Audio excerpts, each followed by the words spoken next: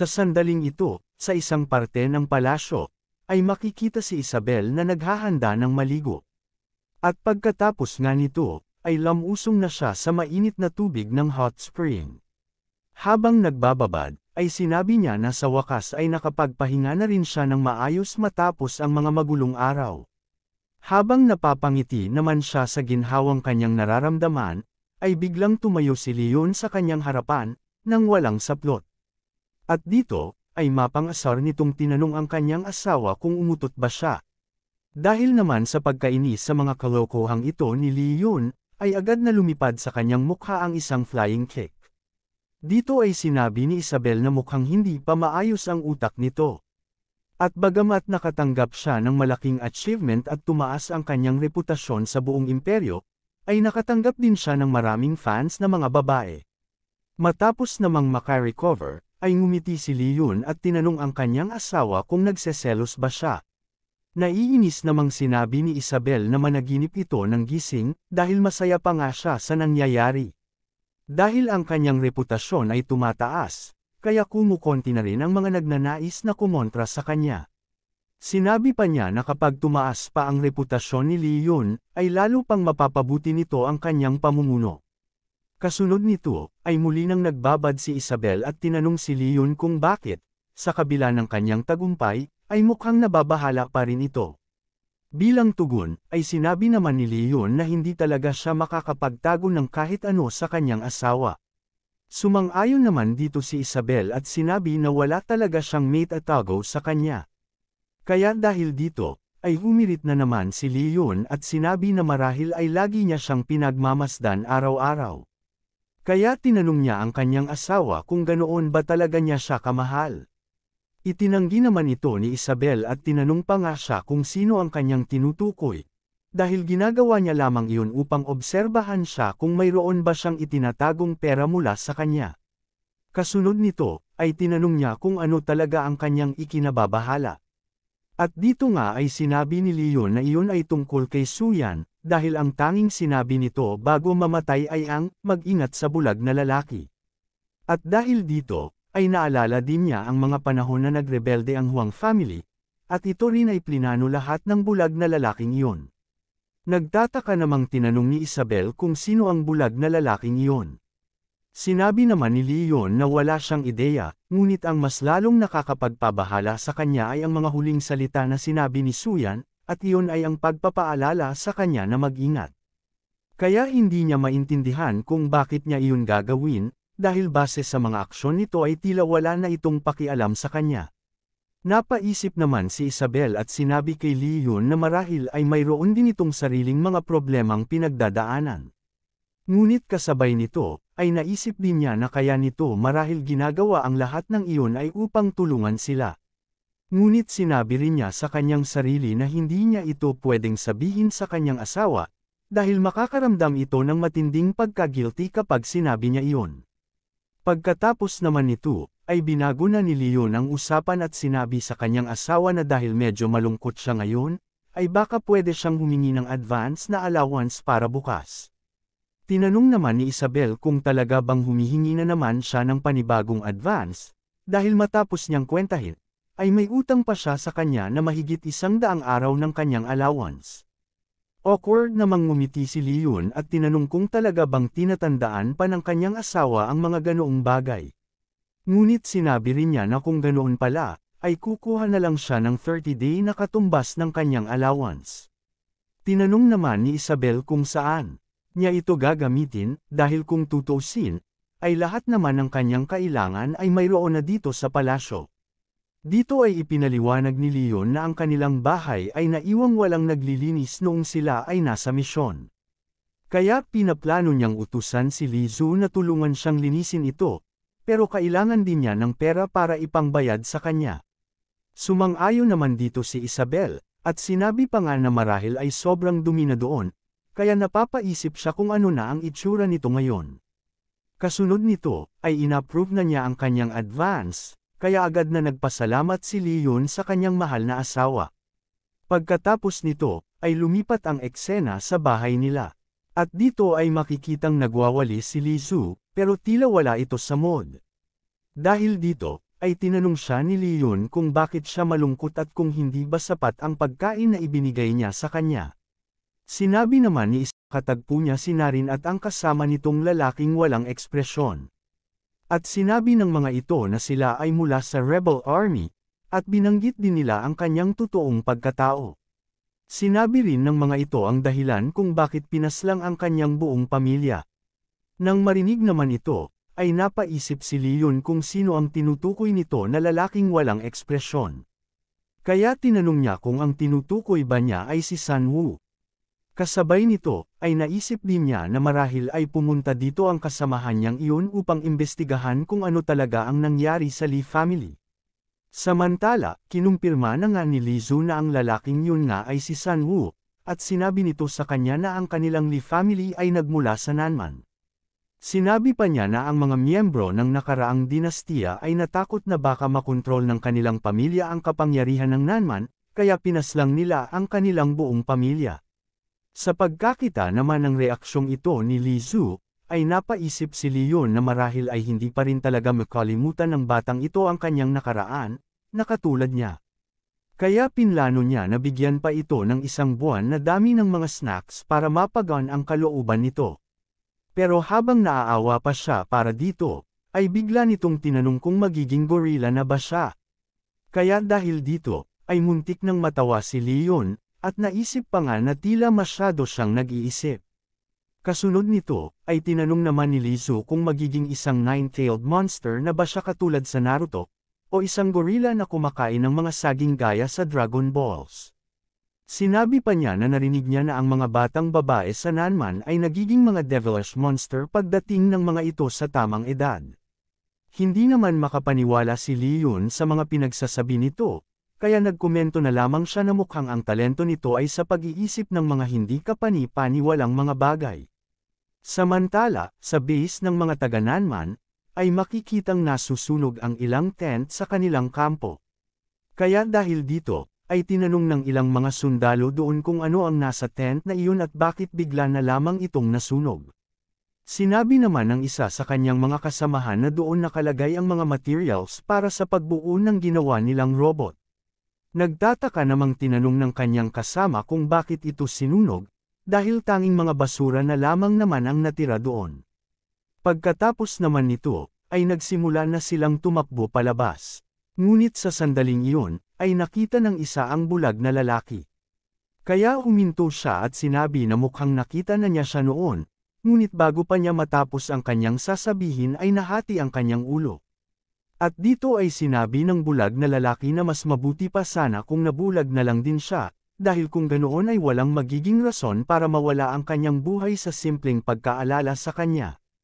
Samantala, sa bahay naman ni Leon, ay abala sa pagsasampay si Leon at si Lizu.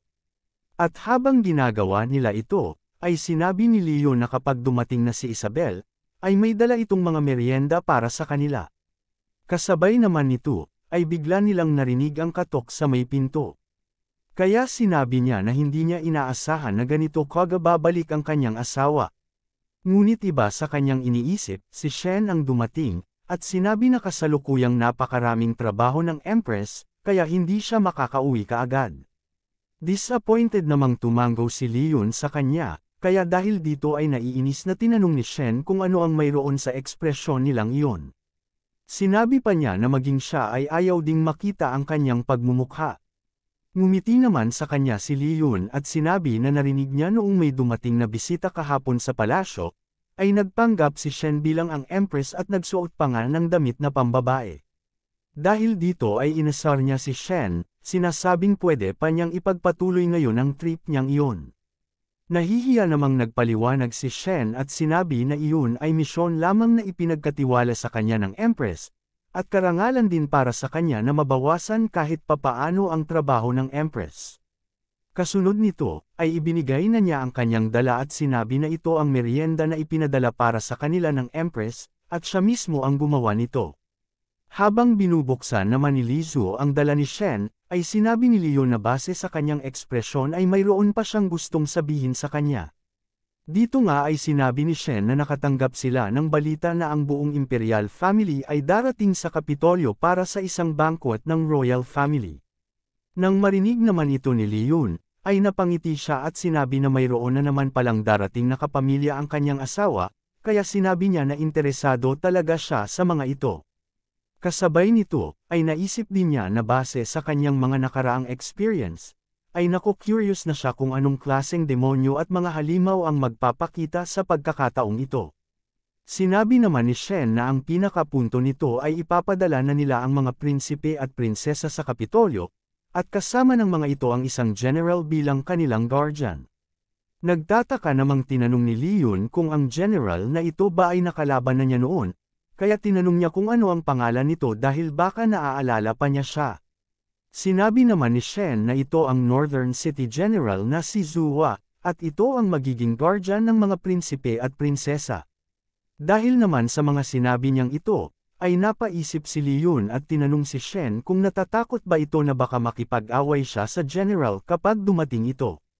Kaya sinabi niya na hindi nito kailangang mag-alala dahil hindi siya makikipag-away dito.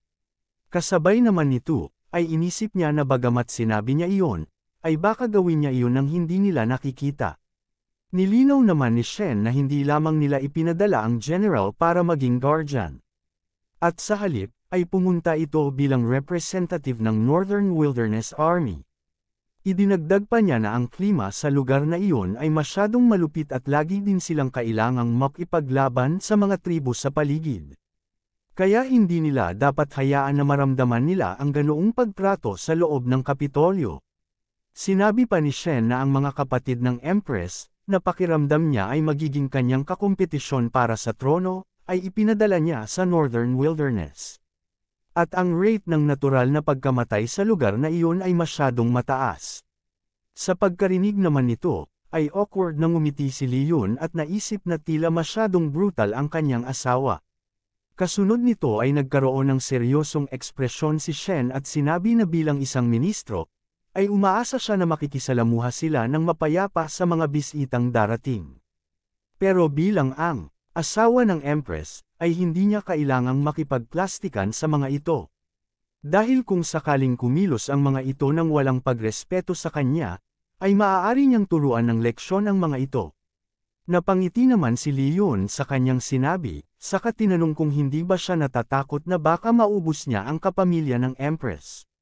Dahil naman dito, ay naiinis na sinabi ni Shen na hindi siya pwedeng samobra sa kanyang gagawin. Ngunit bilang tugon, ay sinabi naman ni Leon na gusto niyang i-report ang isang bagay, at iyon ay ang palagiang pag-ubos ng Empress ng kanyang lakas. Lalo namang nagalit si Shen matapos marinig ang mga kalokohang ito ni Leon, at sinabi pa nga na kung gusto niya, ay tatanggalan na niya siya ngayon ng kanyang posisyon bilang asawa ng kanilang Empress. Pinakalma naman siya ni Leon at sinabi na nagbibiro lamang siya, saka inaya na tikman ang ginawang merienda ng kanyang asawa. Sandali namang nag-isip si Shen, at pagkatapos ay pumayag din sa kanyang alok. Ngunit sa sandaling tingnan nila ang laman ng baunan, ay wala na itong laman. At kasunod nito ay biglang nagsalita si Li Zhu, na ngayon ay punong-puno pa ang bibig. Pinagbibintangan si Shen na kinain na nito ang lahat ng laman ng baunang iyon bago pa siya dumating dito. Tinanong naman ni Shen kung ganito ba talaga kakapal ang mukha ng babaeng ito. Sinabi naman ni Leon na hindi naman, at nangyayari lamang ito pagdating sa pagkain. Kinagabihan, ay makikitang dumating na si Isabel, at dito ay binati siya ni Leon at sinabi na narinig niya ang tungkol sa banquet ng kanilang pamilya at ang pagdating ng general mula sa Northern Wilderness. Naiinis namang tinanong ni Isabel kung sinabi ba ito sa kanya ni Shen, at tinawag pa nga itong masyadong madaldal, dahil ang tanging iniutos lamang niya sa kanya ay dalhin ang kanilang merienda. Pinakalma naman siya ni Leon at sinabi na huwag na niya itong sisihin, dahil nag-aalala lamang ito para sa kanya. Napabuntong hininga naman si Isabel at sinabi na hindi lamang niya iniisip ang kanyang sarili. Kasunod naman nito, ay natawag ang kanilang atensyon ng mga furry works sa labas. At dito ay tinanong ni Leon kung mayroon pa rin bang pagdiriwang ngayon, dahil kapag nakikita nga niya ito, ay kahit papaano ay gumagaan ang kanyang kalooban. Sinabi naman ni Isabel na nagbigay siya ng utos na magdiwang ng 3 araw, dahil sa kanyang palagay ay sapat na iyon para kahit papaano ay mabawasan ang galit ng mga mamamayan. Sinabi pa niya kay Leon na maging siya ay pwede ring mas appreciate ang mga papuri sa kanya ng mga tao, dahil pinaghirapan din naman niya ito at karapat-dapat siya para dito. Sinabi naman ni Leon na kung gagawin niya iyon, ay magiging sentro siya ng atensyon, na magiging dahilan naman ng pagkalungkot ng kanyang asawa, dahil maraming magagandang babae ang magkaka-interes sa kanya. Agad namang nangatwiran si Isabel na hindi siya magseselos sa ganoong klaseng mga bagay, at tinanong pa nga niya kung ganoong klaseng babae ba ang tingin niya sa kanya. Sumang-ayon naman sa kanya si Leon, kaya dahil dito ay agad siyang lumabas, sinasabing mayroon lamang siyang pupuntahan. Nagtataka naman si Isabel sa ikilos niyang ito at napatanong pa nga kung talaga nga bang gagawin nito ang kanyang mga sinabi. Kaya makalipas ang ilang sandali, ay naupo siya sa kanyang lamesa at pilit na pinapakalma ang kanyang sarili, at iniisip pa nga na kailangan ding magkaroon ng kaibigan ang kanyang asawa, at hindi rin niya maiiwasan na magkaroon ito ng mga tagahanga. Sinabi pa niya na kung mangyayari nga iyon, ay magiging maganda rin ito para sa kanilang dalawa. Ngunit ilang minuto pa lamang ang nakalilipas, ay nagsimula ng mag-alala si Isabel, tinatanong kung bakit hindi pa bumabalik ang kanyang asawa. Kasabay nito, ay pilit niyang sinasabihan ang kanyang sarili na huwag mag-overthink, dahil wala namang gagawing kalokohan ang kanyang asawa. Pero bago pa siya matapos sa kanyang pag-iisip, ay dumating na nga si Leon dala ang isang inumin, at humingi ng paumanhin sa kanyang paghihintay. Sinabi pa niya na titingnan sana niya ang selebrasyon na nagaganap, ngunit masyado siyang nalalayuan sa lugar kaya hindi na niya iyon itinuloy. At sa halip, ay bumili na lamang siya ng inumin para sa kanyang asawa. Nang makita naman na ito ang kanyang paborito, ay agad niya itong kinuha. Kaya sinabi ni Leon na bagamat hindi ito kasing sarap ng gawa mula sa palasyo, ay hindi na rin naman ito masama. Sinabi naman ni Isabel na okay lang iyon, at habang pinagmamasdan niya ang bote ng inumin, ay naisip niya na ang mga may-ari ng tindahan sa Kapitolyo ay gusto ang paggawa ng ganitong mga bagay. Napatanong pa nga siya kung bakit puro na lamang pag-ibig ang laman ng isipan ng mga tao dito. Kaya sinabi niya sa kanyang sarili na bakit hindi na lamang tumulad ang mga ito sa kanya, na hindi nag-iisip ng mga ganitong bagay. Kasunod naman nito, ay lumapit sa kanya si Leon at sinabi na nakakapagod ang mamili ng mag-isa, at magiging masaya iyon kung kasama niya ang kanyang mahal na asawa. Kaya tinanong niya ito kung gusto ba niyang mamili kasama siya. Agad namang ngumiti si Isabel at sinabi na dahil siya mismo ang nag-aya, ay sasama siya. Pagkatapos nito, ay makikita ng magka-holding hands na naglalakad ang dalawa. At dito, ay tinanong ni Leon kung ano ang masasabi niya sa mga prinsipe at prinsesa na darating sa Kapitolyo. Ngumiti naman sa kanya si Isabel at sinabi na ang mga ito ay matatalino at kanyang mga mababait na mga nakababatang kapatid. Ngunit sa loob-loob niya, ay sinasabi niya na hindi niya hahayaan na gamitin na naman ni Leon ang mga ito para asarin na naman siya. Abangan ang susunod na kabanata. Maraming salamat sa lahat ng mga nanood. Kung nagustuhan mo ang episode na ito, paki-like naman at mag-iwan ng heart sa comment section. Malaking tulong na yun para ma-boost ang video. At kung hindi ka pa nakasubscribe, pindutin mo na din ang subscribe, at idamay mo na rin ang notification bell para updated ka sa mga bagong kabanata ng series na ito.